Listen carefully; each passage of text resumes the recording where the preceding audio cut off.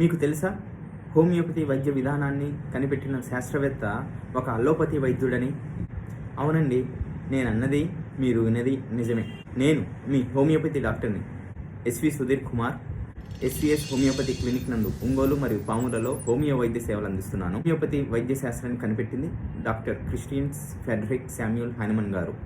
ఆయన అప్పటి రోజుల్లోనే అలోపతి వైద్య విధానంలో ఎండి పట్టభద్రుడు. చదువు పూర్తయిన తర్వాత అందరిలానే ప్రాక్టీస్ స్టార్ట్ చేయడం జరిగిందనమాట. అప్పుడున్న చికిత్సా విధానాలలో రోగి ఒక వ్యాధితో బాధపడి వస్తే అతనికి ఇచ్చేటటువంటి చికిత్సా క్రమంలో వ్యాధి తగ్గకపోగా ఎప్పటికప్పుడు వ్యాధి పెరుగుతూ పోయి చివరికి రోగి చనిపోయేటటువంటి పరిస్థితులు ఎక్కువగా ఉండేవి. అంటే ఫర్ ఎగ్జాంపుల్, ఒక 10 మంది అనారోగ్యంతో వస్తే ఆ అనారోగ్యానికి చికిత్స చేసే క్రమంలో సుమారుగా 4-5 చనిపోయేవారు అన్నమాట.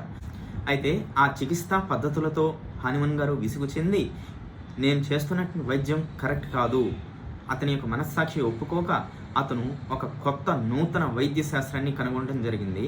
ఆ యొక్క వైద్య శాస్త్రమే హోమియోపతి అని.